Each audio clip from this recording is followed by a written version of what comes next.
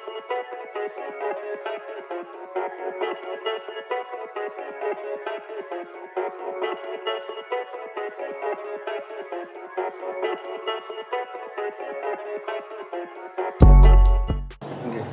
Assalamualaikum warahmatullahi wabarakatuh. Selamat siang Ibu. Selamat siang, ada yang bisa saya bantu?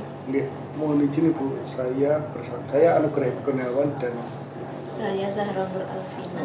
mohon izin ini mau melakukan wawancara dengan Ibu Multazamah tentang pengambilan keputusan dalam nilai-nilai kebajikan universal di sekolah. Itu terkait dengan tugas program guru penggerak? Nggih Bu, Penggerak. modul 3.1. Oh ya, modul 3.1 ya, pengambilan keputusan sebagai pemimpin pembelajaran. Nggih. Ya, langsung mulai saja nih. Iya, bisa. Untuk pertanyaan yang pertama nih Bu, selama ini bagaimana Anda dapat mengidentifikasi kasus-kasus yang merupakan dilema etika atau bujukan moral? Kalau kasus yang merupakan dilema etika itu kalau dimana kasus-kasus itu adalah sebuah sebuah kasus atau kejadian dimana itu bukan melanggar atau tidak istilahnya benar melawan salah, tapi benar melawan benar itu kan. Itu tentunya itu akan lebih sulit kita mengambil keputusan gitu ya. Kalau yang bujukan moral itu sudah bisa ditebak bahwa itu adalah suatu kasus yang mana itu memang benar lawan salah, itu sudah bisa pasti kita bisa mengambil keputusan karena misalnya contoh gini, ketika kita berhadapan dengan salah satu guru yang melanggar kode etik, nah itu kan gampang ya, dia kan benar lawan salah gitu, meskipun itu pasti ada unsur subjektivitas, mungkin guru itu dekat dengan kita atau guru senior seperti itu, tapi sudah jelas bahwa itu merupakan bujukan moral gitu. Kemudian Ibu, selama ini bagaimana Ibu menjalankan pengambilan keputusan di sekolah, terutama untuk kasus-kasus di mana ada dua kepentingan yang sama-sama benar atau sama-sama mengandung nilai kebajikan? Nah, terhadap kasus-kasus seperti itu tentunya kita harus bisa menelaah kasus itu. Nanti ketika kita mengambil keputusan A, bagaimana dampaknya, ketika mengambil keputusan B, bagaimana dampaknya, terutama adalah dampak kepada, kalau kasusnya kepada siswa, kalau guru kepada guru itu sendiri. Nah, tentunya dalam mengambil keputusan kita harus benar-benar keputusan itu yang bertanggung jawab, yang bisa kita pertanggungjawabkan, dan tentunya juga tidak berdampak negatif bagi yang bersangkutan. Nah, jadi jangan sampai kita mengambil keputusan secara istilahnya itu langsung gitu tanpa kita mengetahui duduk permasalahannya. Kemudian kalau kita mengambil keputusan A itu nanti bagaimana dampaknya kepada dia, terus mungkin keberlanjutannya juga, karena apa yang kita putuskan itu bukan hanya berdampak saat ini saja, tapi kedepannya juga masih ada impactnya seperti itu. Untuk pertanyaan selanjutnya nih Bu, Ya. Langkah-langkah atau prosedur seperti apa yang biasa Anda lakukan selama ini? Tentunya dalam mengambil keputusan itu kita tidak hanya langsung kita mendengar dari satu sisi, ya kan? Nah, tentunya kita juga harus meminta pertimbangan. Kalau saya sebagai seorang pimpinan di sini, tentunya saya juga akan mempertimbangkan dari berbagai sisi ya, mungkin dari sisi dia sebagai guru atau sebagai siswa. Kemudian saya juga harus melihat kenapa itu terjadi. Nah, tentunya kita akan istilahnya apa ya, kita mengembalikan kepada diri kita, seandainya saya ada di posisi dia, apakah saya juga akan seperti itu. Jadi supaya nanti ketika kita mengambil keputusan terhadap suatu kejadian itu tidak salah langkah, dan tentunya kita melakukan pertimbangan juga meminta pendapat dari teman atau yang dirasa itu bisa membantu seperti itu. Kalau toh saya misalnya sebagai kepala sekolah ada kasus dengan guru, tentunya saya juga akan meminta pertimbangan kepada pengawas sekolah saya sebagai atasan saya seperti itu. Kemudian jangan lupa kita juga harus menerapkan 9 langkah pengambilan keputusan supaya nanti pengambilan keputusan yang kita ambil itu adalah sesuatu yang itu nanti bisa dipertanggungjawabkan juga, tentunya tidak membawa dampak negatif bagi orang tersebut gitu. Banyak sekali pertimbangan. Iya, kita tidak bisa langsung oh ini pasti salah, kita melakukan judging ya tanpa kita klarifikasi terlebih dahulu. Kemudian kita juga harus istilahnya menimbang berdasarkan nilai-nilai kebajikan universal itu yang harus kita lakukan.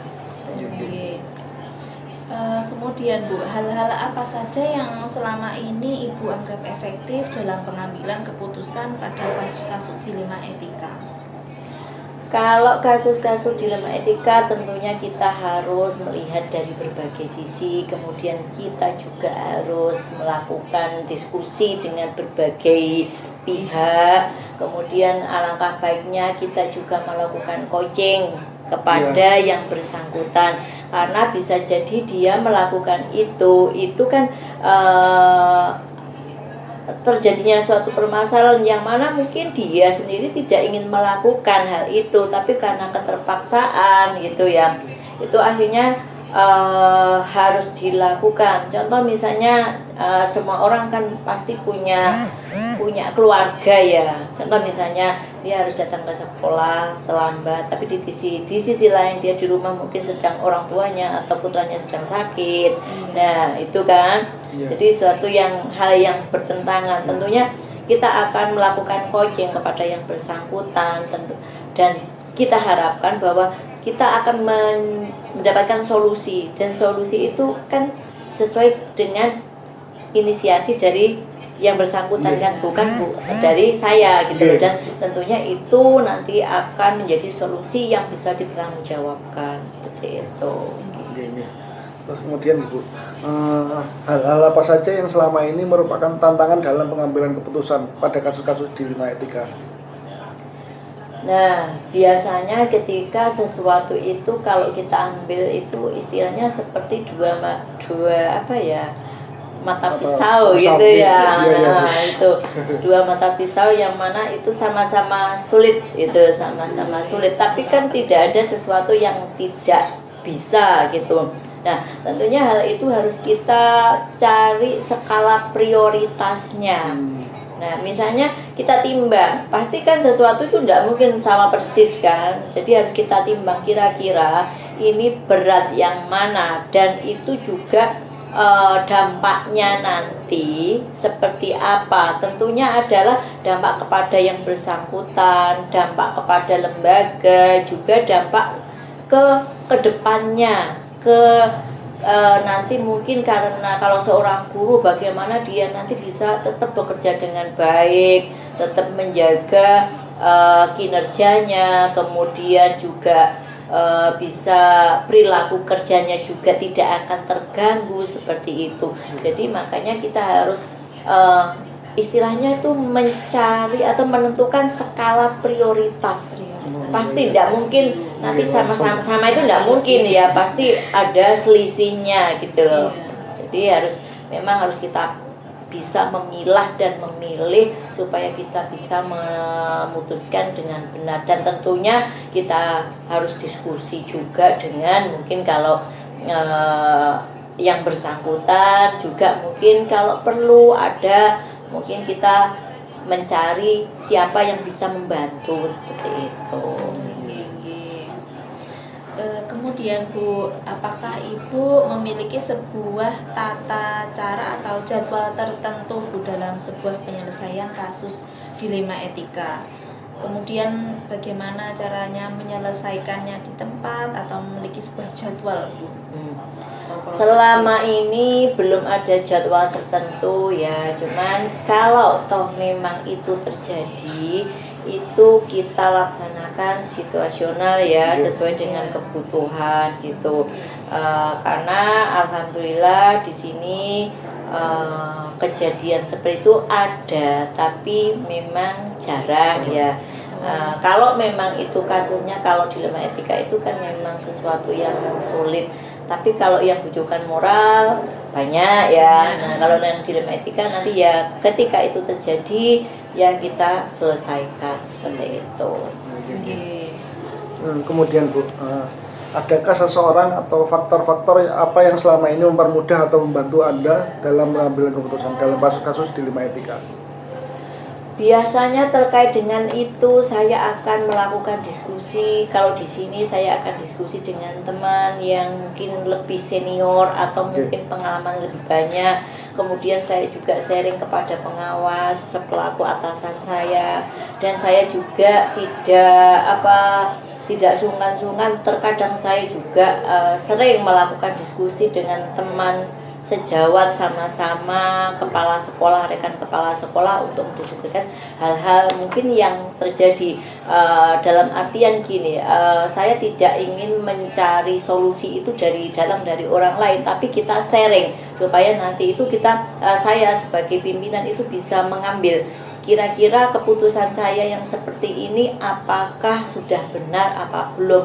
Makanya perlu kita menjalin kolaborasi dengan teman sejawat, kemudian juga menjalin hubungan baik dengan atasan tentunya, juga mungkin teman-teman yang lain yang ada di sini gitu.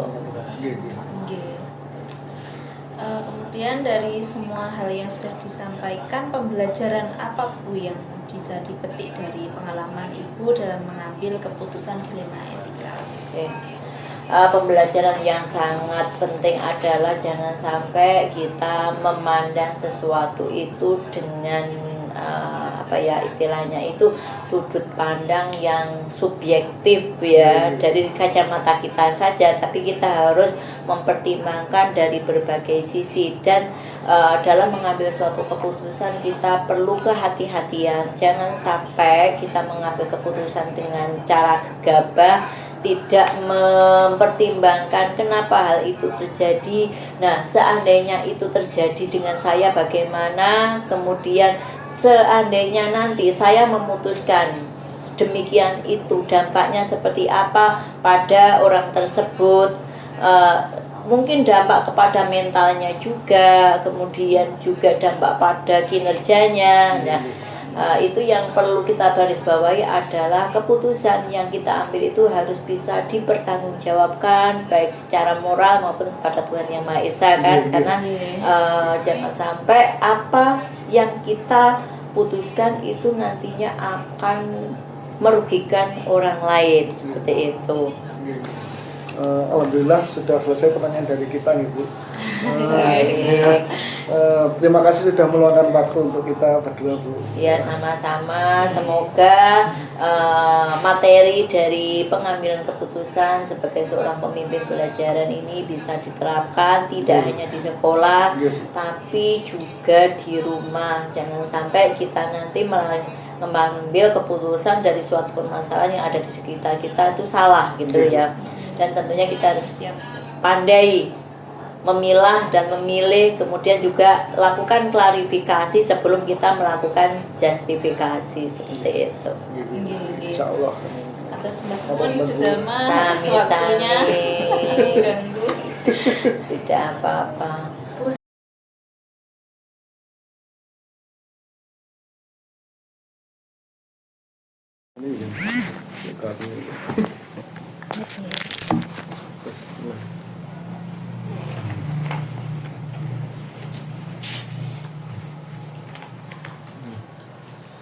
Assalamualaikum warahmatullahi wabarakatuh. Selamat siang Pak Bambang. Selamat siang Pak Ebi. Bagaimana kabarnya? Alhamdulillah baik. Meskipun akhir-akhir ini KSG kita itu sangat diuji. Alhamdulillah. Gimana Pak Ebi? Ini saya sama Bu Vina mau ngerepotin sebentar kok. Iya, nggak apa-apa. Mau wawancara panjenengan gitu. Iya. tentang modul ini Pak Bambang, modul 3.1 tentang guru penggerak ini. Iya, modul 3.1. Langsung saja Pak Bambang, langsung mau gitu. Iya, nggak apa-apa. Untuk yang pertama nih pertanyaannya nih, nanti saya gantian sama Bu Vina. Iya, nggak apa-apa. Yang pertama nih, selama ini bagaimana Anda dapat mengidentifikasi kasus-kasus yang merupakan dilema etika atau bujukan moral? Begini Pak Epi, Bu Vina, sebelum kita mengidentifikasi kasus yang merupakan apakah itu dilema etika atau bujukan moral, terlebih dahulu kita harus memahami tentang nilai-nilai kebajikan universal. Itu seperti itu, kita harus paham tentang nilai kebajikan universal yang jujur, kerjasama, berempati, saling menghargai, dan lain-lain seperti itu. Dilema etika sendiri itu ketika kita nanti sebagai pemimpin dalam pengambilan keputusan itu, kita dihadapkan pada tindakan benar melawan benar. Jadi nanti itu kita sangat sulit sekali nanti dalam pelaksanaan nanti itu, di mana kita akan bergesekan langsung antara individu dengan individu dengan kelompok kecil dengan kelompok besar yang pada dasarnya sama-sama benar seperti itu. Ya. Itu sebagai contoh, misalkan kita punya program keterampilan pilihan buat siswa-siswi kita. Dari misalkan kalau SLBJ sendiri kan khusus menangani anak-anak dengan hambatan intelektual. Keterampilan apa yang sesuai dengan anak kita. Ketika di rapat sekolah ada teman-teman rekan-rekan guru itu yang mengusulkan untuk keterampilan pilihannya itu bukan keterampilan pilihan yang sesuai dengan anak-anak kita itu budidaya tanaman, hortikultura. Terus ada lagi keterampilan pilihan yang sesuai dengan anak kita itu apa itu? Yang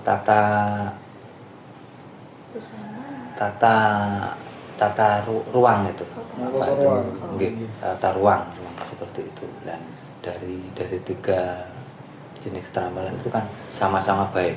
Nah, itu kita musyawarahkan, kita mencari kesepakatan bersama kira-kira apakah yang paling baik untuk anak kita, seperti itu. Sedangkan bujukan moral ini adalah pengambilan keputusan itu benar melawan salah. Nanti kita gesekannya dengan individu dengan kelompok kecil dan dengan kelompok besar, seperti kita lebih mudah kalau seperti ini tentang mengidentifikasi tentang dilema etika dan bujukan moral. Oh iya Pak, selama ini Pak Bambang bagaimana panjenengan menjalankan pengambilan keputusan di sekolah, terutama untuk kasus-kasus di mana ada 2 kepentingan yang sama-sama benar atau sama-sama mengandung nilai kebajikan? Ya, terima kasih Bu Mina. Selama ini yang saya lakukan ini adalah kita harus mengenali terlebih dahulu nilai-nilai yang bertentangan itu apa gitu dalam situasi ini. Kita harus mengenali dulu nilai-nilai yang saling bertentangan itu. Terus yang kedua, kita harus menentukan siapa aktor-aktor yang terlibat ya dalam itu, dalam situasi itu. Misalkan di lembaga kan ada guru senior, guru muda, terus ada wali murid yang vokal, ada yang biasa, seperti itu. Kita harus memperhatikan itu aktor yang terlibat itu.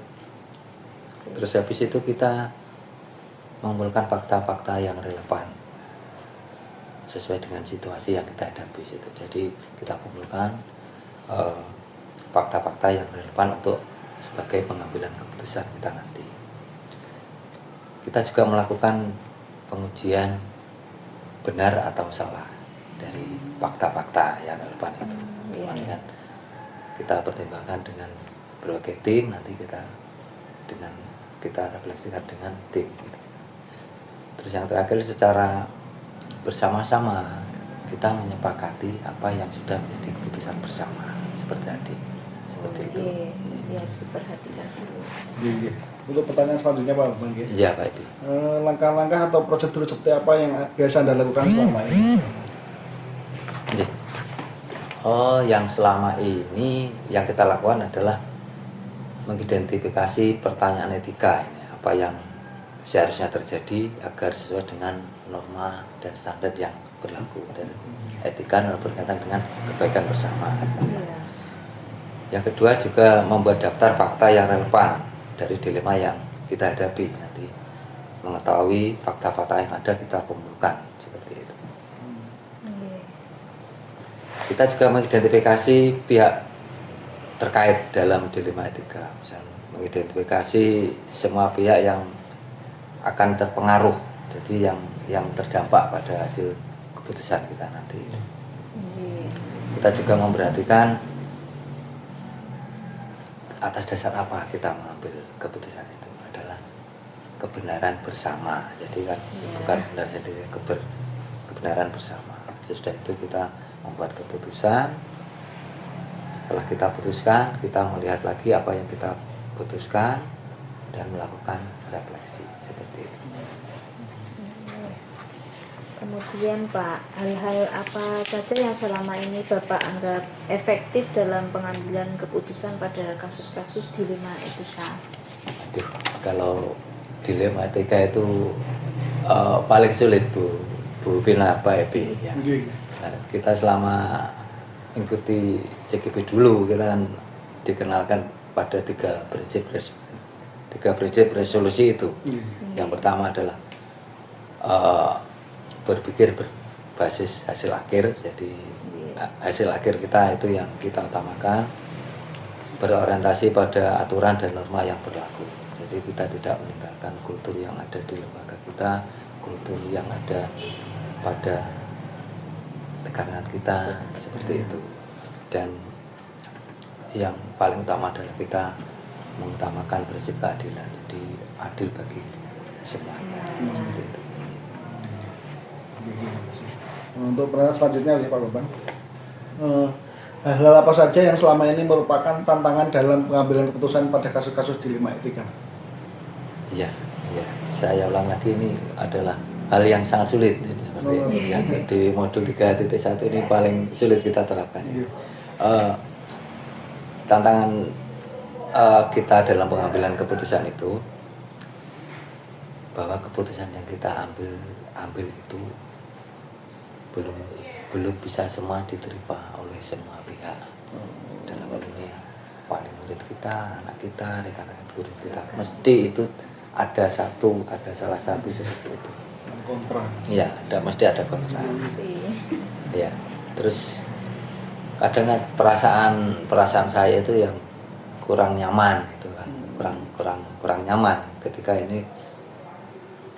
Ya sama itu, kita tidak bisa memuaskan semua pihak seperti itu. Kita mintanya kan bisa diterima oleh semua pihak. Tapi dalam realita di lapangan mesti ada seperti itu. Tidak semudah. Tidak semudah dengan yang kita pelajari di modul seperti itu. Kemudian Pak Bambang, apakah Bapak memiliki sebuah tata cara atau jadwal tertentu dalam sebuah penyelesaian kasus dilema etika? Apakah Bapak langsung menyelesaikan di tempat atau memiliki sebuah jadwal untuk menyelesaikannya? Bentuk atau prosedur seperti apa yang Bapak jalankan? Iya, makasih. Ya. Kita tergantung dengan situasi, kondisi, dan bobot permasalahan yang ada pada saat itu. Jadi kalau permasalahannya nanti berdampak pada semuanya, kita melakukan penjadwalan. Penjadwalan sejenis rapat bersama untuk membahas tentang permasalahan yang ada tersebut. Kalau dilihat dari bobotnya yang kita selesaikan di saat itu juga, di waktu itu juga kita selesaikan. Jadi ikan cepat ikan gabus, permasalahan cepat teratasi semakin Bagus. bagus seperti itu. Iya. Iya. Iya. Selanjutnya nih Pak Bambang ya. Adakah seseorang atau faktor-faktor apa yang selama ini mempermudah atau membantu panjenengan dalam pengambilan keputusan dalam kasus-kasus dilema etika? Iya, ya, terima kasih Pak Epi. Ya, alhamdulillah kita punya rekan-rekan guru yang sangat care, sangat peduli dengan perkembangan SLBJ, sangat antusias, mendukung. Kalau ada permasalahan kita bicarakan, terutama dari kita punya guru senior, guru-guru yang muda, yang istilahnya sudah cakap untuk menyelesaikan permasalahan yang ada. Basicnya rata-rata sini juga PLB semua dengan kita itu. Jadi seperti itu juga kita punya penjaga yang sangat care, guys. Kebersihan, penataan lingkungan, sangat care sekali, sangat mendukung sekali untuk Kerjasama wali murid yang mendukung, mensupport kalau kita punya program bagi anak kita, program murid itu selalu mendukung. Yang ya ada yang salah satu ada mesti ada yang istilahnya bertentangan dengan itu, tapi alhamdulillah dengan kebersamaan dan kolaborasi dengan rekan-rekan guru, wali murid, penjaga dan tendik, alhamdulillah kita bisa melewati semua itu dengan baik. Oke, yang terakhir Bapak, dari semua hal yang telah Bapak sampaikan, pembelajaran apa yang dapat Bapak petik dari pengalaman Bapak ketika mengambil keputusan dilema etika? Dalam pengambilan keputusan itu, Bu Vina, kita harus melakukan analisis yang mendalam, jadi tidak gerusa-gerusu, ya, berdasarkan pertimbangan yang matang, terukur, dan dapat dipertanggungjawabkan oleh kita semua, seperti itu dalam bahasanya. Kita juga harus melakukan identifikasi yang mendalam agar keputusan yang kita ambil tidak bertentangan dengan nilai-nilai kebajikan. Seperti itu. Dan yang terakhir kita selalu melakukan refleksi dari apapun yang sudah kita lakukan, kita selalu melakukan refleksi. Ya. Baik itu dalam pelaksanaannya kita melakukan refleksi dan di akhir. Jadi refleksi kita lakukan pada pelaksanaan dan akhir. Seperti itu. Iya, alhamdulillah sudah selesai pertanyaan dari kita Pak Bambang. Iya, terima kasih. Iya. Kita berdua terima kasih sudah panjenengan ngerepotin jenengan. Iya. Tadi itu tata geraha Pak. Oh, nggak Pak Ebi. Iya. Itu yang berkaitan dengan keterampilan pilihan anak kita. Saya agak Terima kasih. Waktunya Pak Bambang, kita mohon pamit ya. Iya, terima kasih Bu Vina, Pak Ebi. Sami-sami. Assalamualaikum warahmatullahi wabarakatuh. Waalaikumsalam warahmatullahi wabarakatuh.